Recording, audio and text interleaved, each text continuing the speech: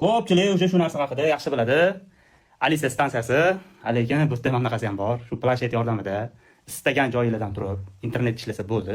Uylarni polniy xavfsizlik tizimi, havo harorati, issiqlik, sovuqlik, svetlarni o'chgani, yoqilgani, qaysidir kranda suv o'chuvligi, yoquvligi hammasini shu planshet orqali dunyoni istalgan joydan turib boshqarib tursanglar bo'ladi. Bizda mana shu uyimizni Omnidom sistemasi o'rnatilgan uyimizda sotuvga chiqyapti.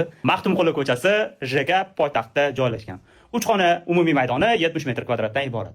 Barcha mebel texnikalari bilan jihozlab yashashga tayyor qilib qo'ygan. Videoni oxirigacha ko'ring. Polniy informatsiya berib, obzorni qilib beraman. Oxirida narxini ham aytaman. Ketdik. Ko'cha ichidan kirib kelish, ketdi mana shu uzun koridor. Bu yerdan koridor. Mana chiroyli qilib o'ynab qo'ygan, chiqishdan oldin boshqa to'g'rilash ketishga, stroyniy vishilka, yordamga shkaflar o'rnatilgan. Hop, birinchi xonamizda mana kattalar uchun radiatorskiy span.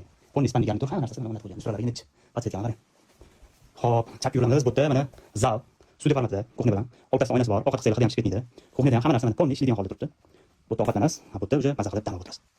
Navbatdagi xonamizda bolalar uchun yotoqxona, mana ko'rib turganingizdek, bu yerda balkoni ham bor, shkafi, mana bu yerda dars olish uchun partasi ham bor. Vanna va tualet ikkalasi ham razdelniy. Ko'rishingiz mumkin. Vannamizga navbat. Vannamizni slet qilib qoldi, lekin hamma narsasi tushunarli ko'rinib turibdi. O'rtoqlar, bu videoni shahar markaziga eng yaqin joy, Maxtumqulidan uy qidirayotgan yaqin